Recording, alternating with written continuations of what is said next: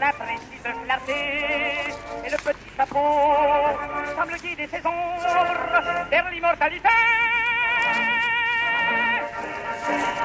Les voyez-vous, les hussards, les dragons, la garde, glorieux-vous, l'ancien collègue regarde, feu de Cléber, le marteau chantant la victoire, et en le fer, sans vos chevaucher la gloire.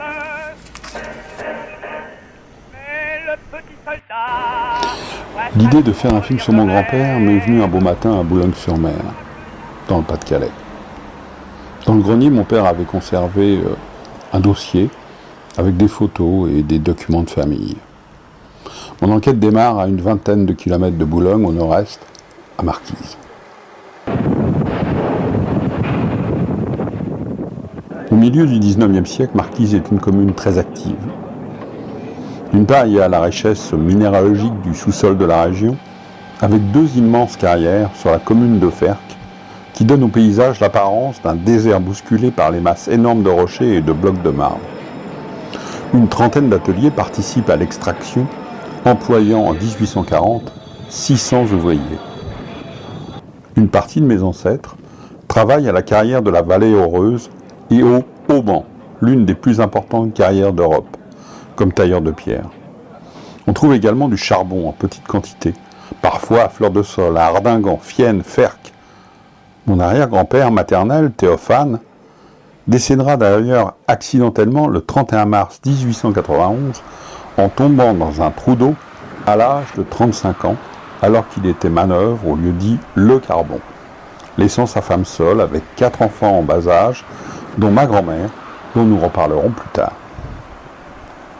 Sur le même territoire, on exploite aussi du minerai de fer, qui alimente les usines de Marquise, qui feront travailler jusqu'à 1400 personnes.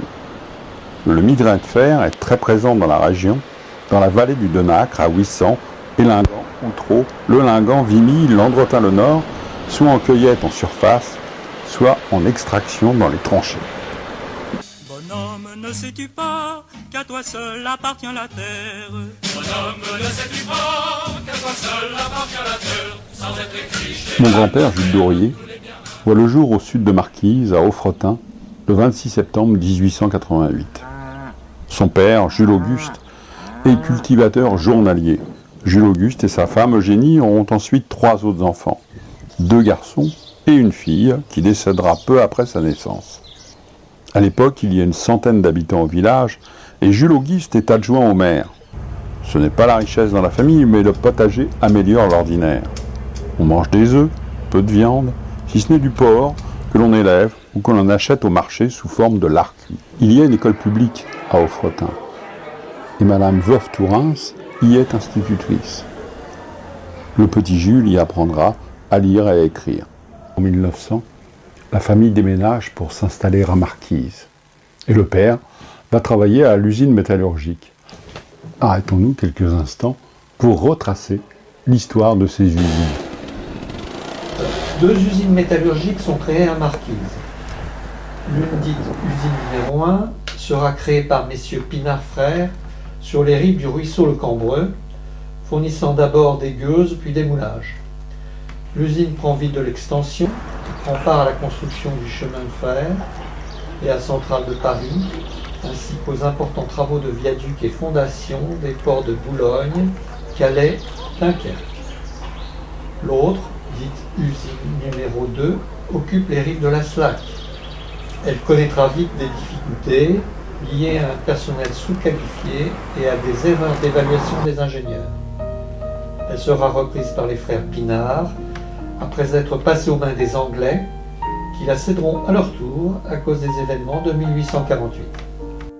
Donc ça, c'est un accès à...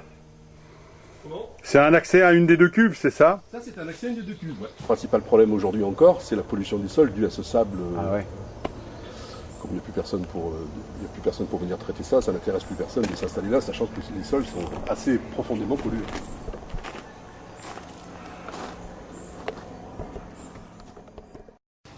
L'un des principaux créateurs de l'usine fut Léon Pinard, un homme ambitieux, très adroit en affaires et très influent sur le plan politique. Il devient maire de Marquise en 1855.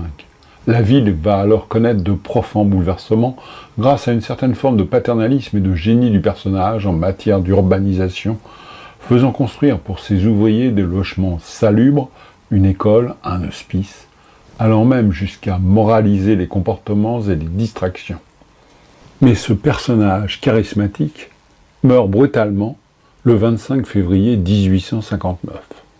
Son frère, Alexandre, lui succède et meurt à son tour en 1878. C'est le début du déclin des usines métallurgiques de Marquise. Le petit Jules rejoindra cette usine à la singerie, comme est appelé par les ouvriers l'endroit destiné aux apprentis, puis comme mouleur de fer. Il avait bien essayé de passer son certificat d'études, mais la surpopulation des deux classes de l'école de Marquise, liée à une augmentation notable des natalités autour de 1880 et la guerre scolaire entre écoles publiques et les deux écoles privées, subissant les assauts républicains, ne favorise pas les études. Et puis travailler permet de ne plus être à la charge de ses parents. L'usine s'est beaucoup transformée après plusieurs reprises. Elle est maintenant dirigée par M. Jacques Olliot, un ingénieur. Les débuts seront néanmoins difficiles, car l'ancien propriétaire exige des traites importantes. La véritable métamorphose se fera à partir de 1910. En 1906, mon grand-père est convoqué au conseil de révision à Saint-Omer. Inscrit sous le numéro 113, il est déclaré bon pour le service. De retour à Marquise, il continue à travailler comme mouleur. À l'époque, la plupart des ouvriers portent un pantalon et une blouse courte de couleur bleue avec une casquette.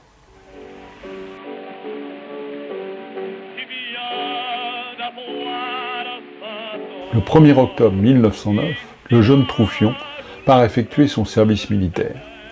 Il est incorporé au 22e régiment de dragons à Reims. Créé en 1630, il est considéré à l'époque comme le plus ancien des régiments de cavalerie. La garnison de Reims, importante depuis la fin du XIXe siècle, était au siècle dernier le lieu de stationnement de nombreuses formations militaires. Celles-ci totalisaient plusieurs milliers de soldats qui étaient logés dans de nombreuses casernes. Parmi ces casernes, aujourd'hui toutes désaffectées ou disparues, figurait notamment la caserne Jeanne d'Arc dans le quartier de Louvois, siège du 22e dragon.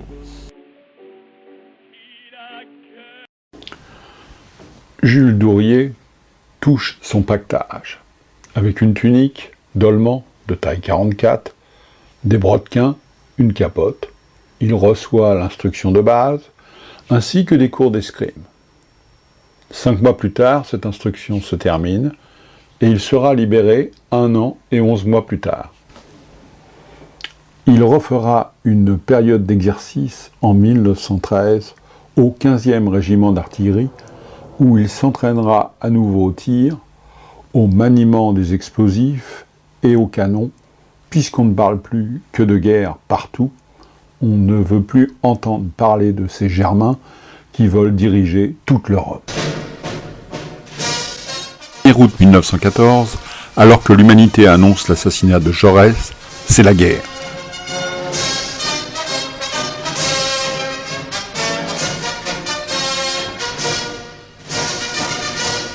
Tous ces fiers enfants de la Gaule, allez sont en rêve. Mon grand-père reçoit un ordre de mobilisation comme artilleur de réserve.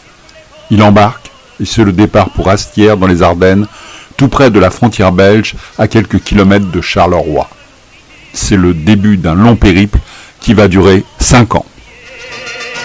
La nuit, ils couchaient sur la mûre, avec leur sac pour oreiller. Le régiment de Sambre-et-Meuse marchait toujours. Nous traversons les villages sans nous arrêter. Les femmes sur le pas des portes donnent à boire aux soldats. D'autres tendent du pain. Comme à chaque fois que nous rencontrons des maisons habitées, c'est la petite débandade habituelle. Les hommes assoiffés se précipitent dans les caboulots pour boire de la bière, et les sergents crient pour faire avancer leur monde. Puis la colonne avance à nouveau monotonement. Derrière eux, les canons de la brigade roulent dans un fracas assourdissant. Des hommes sont montés sur les caissons à côté des artilleurs. Le reste n'est qu'une bande de malheureux qui font tout ce qu'ils peuvent pour ne pas abandonner. Et la route continue toujours, sans fin, sous un soleil métallique, dans une lueur chaude, baignée de poussière dans laquelle les armes scintillent.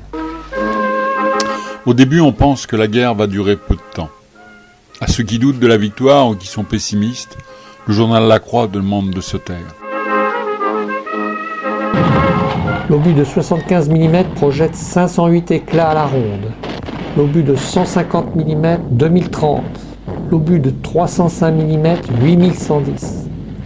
La profondeur de pénétration des obus est respectivement de 1,80 m, de 4,10 m et de 8,80 m. La guerre fera 3000 morts par jour le dernier trimestre 1914. Louis Dorier, frère de mon grand-père, décédera le 9 septembre 1914 à l'âge de 25 ans, près de Verdun. Le képi à la main, officiers et soldats le regardent passer. Dans leur capote terreuse, ils semblent des ombres. En silence, ils écoutent les dernières prières. Dans la nuit qui tombe, on l'emporte le long des saules. Un moment encore, apparaît la silhouette noire des brancardiers. Combien en avons-nous vu qui étaient venus parmi nous, joyeux et jeunes, et qui un soir ont été emportés dans la nuit, tristement, le long des saules. Je veux vous parler, rapport au petit qui est mort là-bas, je sais pas comment, c'est moi qui suis sa vieille maman. Je voudrais savoir dans quel coin de terre, dans quel trou noir et solitaire, on a couché mon bon petit gars, mon petit héros, mon grand soldat, celui qui de la guerre n'est pas revenu. Je voudrais savoir s'il est tout nu. Quelqu'un veut-il être cuisinier? Celui de la 5e escouade est relevé. Qui veut le remplacer? L'un de nous s'avance, et 200 bonnes têtes épanouies le dévisagent. Devenu tout rouge, il se met à crier « Présent ! Vous savez faire la cuisine ?» lui demande l'officier. « J'ai été cuisinier dans le civil, mon capitaine. » Tout le monde a éclaté de rire. Mécontent, le capitaine a hurlé « Rompez vos rangs !» Mon grand-père n'a jamais fait la cuisine, mais peu importe, il devient cuistot, même chef cuistot au milieu de la guerre. Compte tenu de ce qu'on met dans la gamelle, cela ressemble plutôt à une cuisine de sauvage.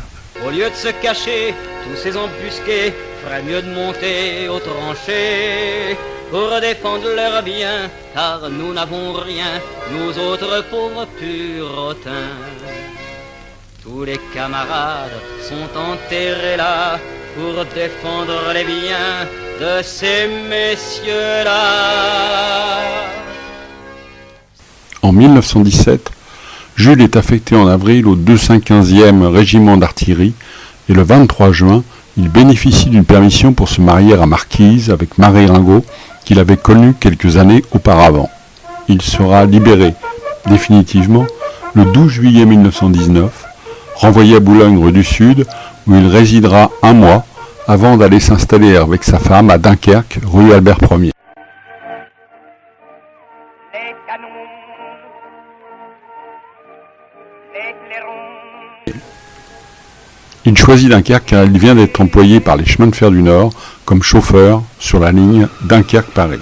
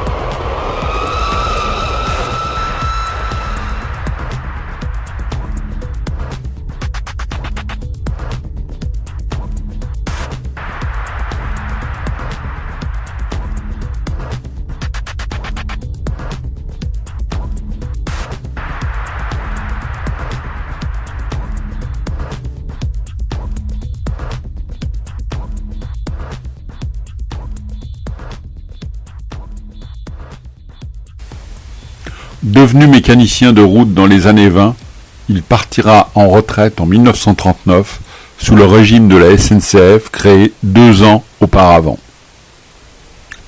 À Boulogne, bombardé plus de 400 fois, il traversera avec son épouse et ma mère la Seconde Guerre mondiale. Je l'ai connu jusqu'à l'âge de 7 ans et je garde de lui le souvenir d'un homme souvent dans son jardin. Il décède le 14 mars 1957 à l'âge de 69 ans. Quelle vie! J'aimerais toujours le temps des cerises, c'est de ce temps-là que je garde au cœur une plaie ouverte. Et dame fortune en m'étant offerte ne pourra jamais calmer ma douleur. J'aimerais toujours le temps des cerises et le souvenir que je garde au